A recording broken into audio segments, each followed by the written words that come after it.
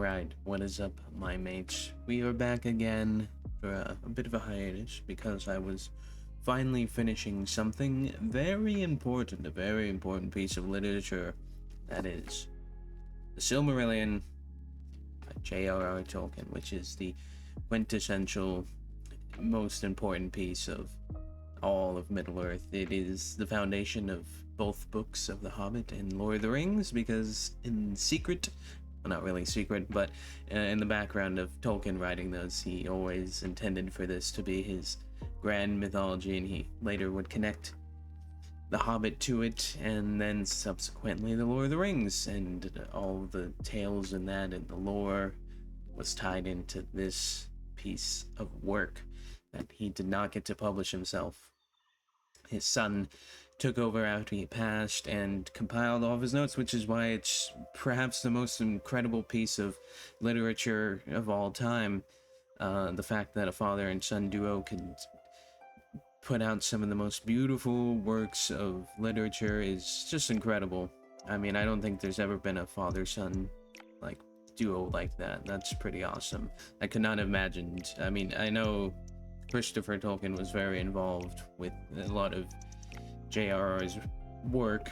You know, he would help with it, but still, you come into your dad's study and you just have all these notes, and you don't have him anymore as a resource. So the fact that he was able to compile a very complete story of what he had it speaks volumes, and it also speaks volumes on Tolkien himself, because he, you know, was very critical, and he believed the whole time that this was never finished, but it feels very finished, and some things, you know, could have had more detail, but ultimately this thing is incredible. It is the best fantasy book I have ever read, so let's get into why I think it's so great, aside from the obvious. It starts off with the creation, of course, which is a very biblical style, and I really love it. It's amazing how the world just came together by song. And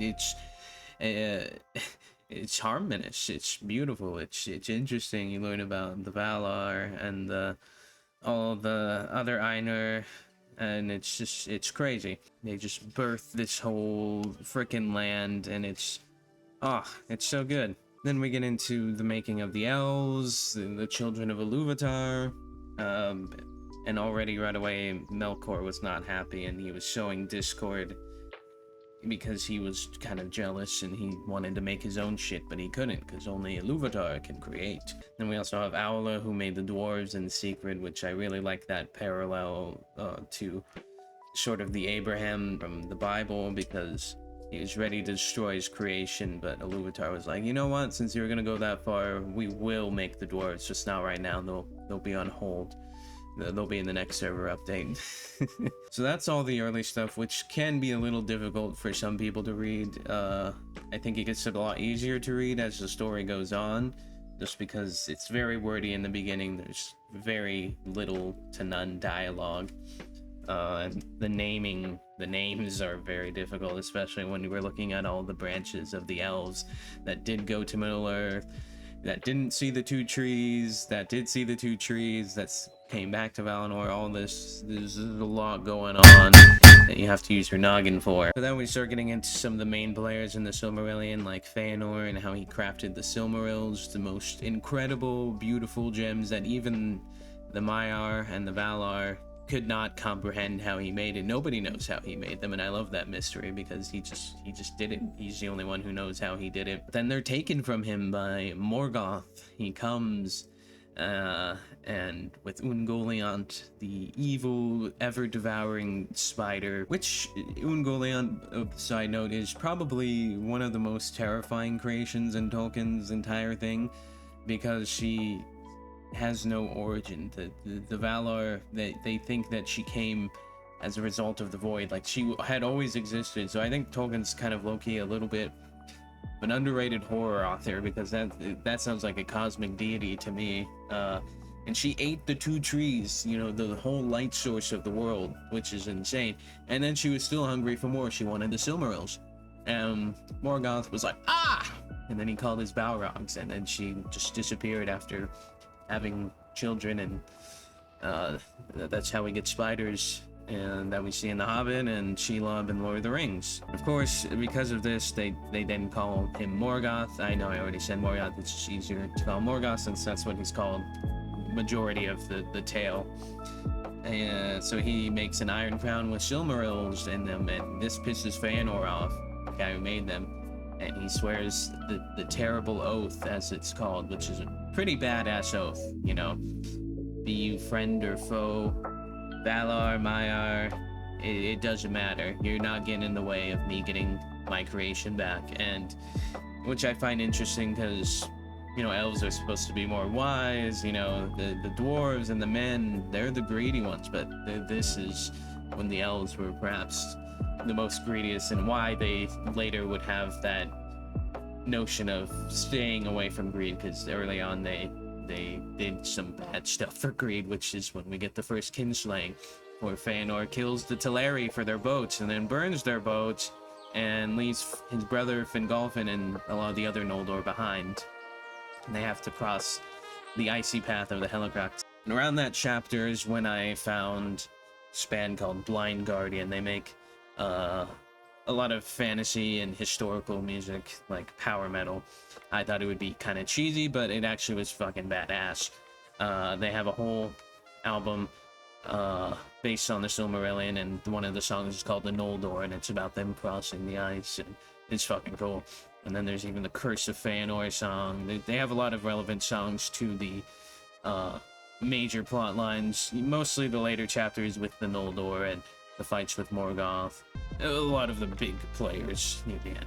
I definitely recommend them. It honestly helped me comprehend the book even more. I used that, and I used this YouTube summary videos from like Nerd of the Rings and some others to kind of give me more visual of like what was going on, you know, to kind of grasp the distances, because he puts their little pictures on maps and kind of shows like the little journeys they would take, and it helped me comprehend a lot better. Of course, the other chapters I loved were Fingolfin's last stand against Morgoth. He wounds Morgoth 7 times single-handedly.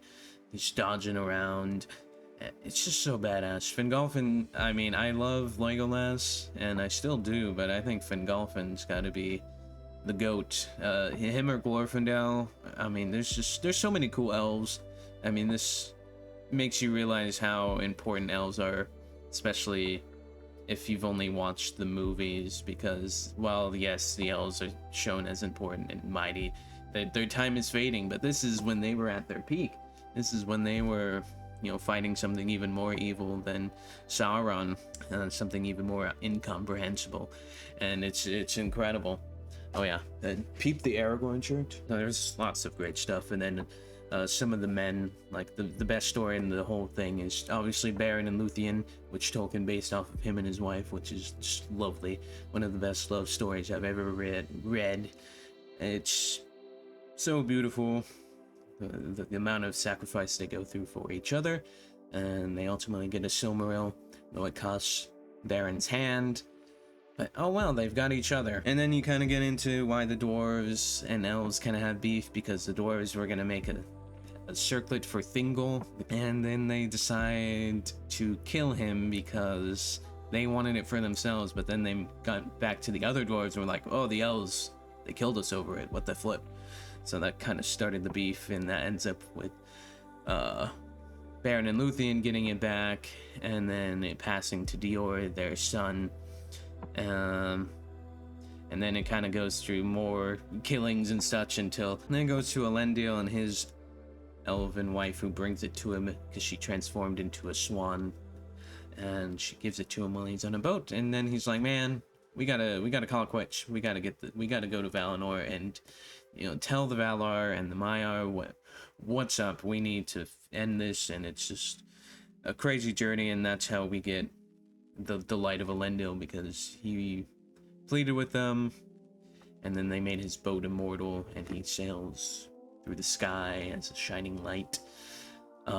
Pretty fucking awesome. And then yes, the Valar do intervene, which destroys the entire landmass that the whole Silmarillion takes place on, and then they imprison Morgoth, and that's the end of it. And then we get the Akallabeth, which is about Numenor and the fall of Numenor.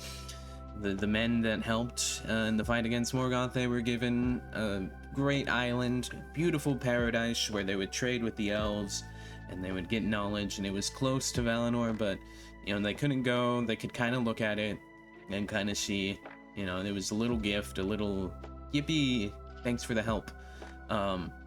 And this story mostly talks about what's kind of been alluded to the whole time, which is that men don't know where they go when they die, and neither do the Valar. It's really only Iluvatar that knows what happens to men. The men were his grand secret plan of sorts. And that mortality weighs heavy on them, and that's why I really like this chapter, because it's very relatable to real life, because it's scary, the unknowingness and what men will do to sort of combat that fear. They eventually stopped listening to the elves. They stopped trading with them. There's two factions that pop up: the ones that love the elves still and want to be friends, and then the ones that are like, we're not using elf names anymore. We're going to give ourselves our own names that aren't elfy.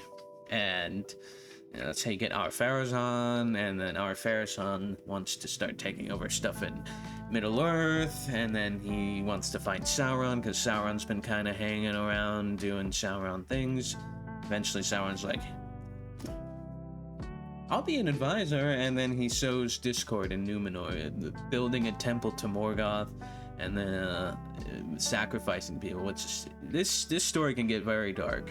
A lot of the Silmarillion is very dark. A lot of people don't consider Tolkien's work to be dark fantasy, but I do, because of things like that. I mean, everything that Sauron's done, everything that Morgoth's done. There's some very dark chapters that I didn't even really talk about, like Eärendil, Turambar. That one was very tragic. A bit incestuous unintentionally.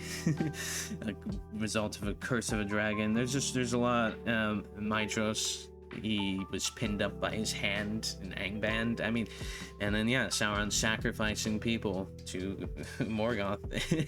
And it's crazy. And eventually Numenor falls because the Valar destroy it. Because Ar-Pharazôn made it to Valinor, and he was just attacking, and forever the world was changed again. And then we get into the last, which is the Rings of Power, the real Rings of Power, not the bad show.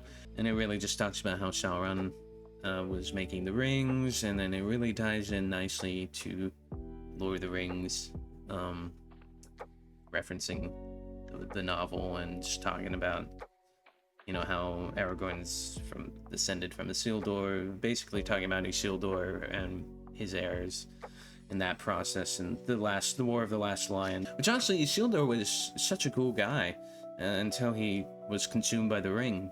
That's one of the things I liked about it, because every time the White Tree was a gift from the elves to the men, and every time it was in danger, Isildur had taken some seeds from it so that they could replant it. There was one in Minas Ithil, and then they brought one to Minas Tirith. It wasn't called Minas Tirith then. But yeah, it's cool. He was a good guy until the ring happened. The movies kind of make him out to be kind of an asshole the whole time. Like, yeah, he killed Sauron. He bested Sauron and took the ring, but the ring overpowered him, and eventually, even though he was good, and it's tragic. But it's honestly one of the best pieces of fantasy. It is the best piece of fantasy literature. This is the father of fantasy. It is how we get everything today, and that's why it's so amazing. If I could rate it above a 10, I would, and I think I will. It's 100 out of 10. It's not for everybody, but I really think if you like fantasy, if you like Lord of the Rings and you've never read it, I think you gotta give it a go. It can be a little difficult, but with some YouTube help, rereading, whatever you gotta do to get through it, I recommend it because it's so awesome. And even though some of the chapters are short, it's like I was there for the whole thing, and you can just sort of, with how Tolkien wrote it, you can just kind of fill in details of what happened in your mind and kind of imagine it like you were actually there. And that's why I've just been so invested in it. And now I've gotten The Hobbit and the Lord of the Rings books in order to continue, so I can catch references that I might not have understood before. I read them when I was very young, so now that I have this, I'm excited. It's just so wonderful. It's such a great story. would recommend. Thank you for watching, my mates. Like and subscribe.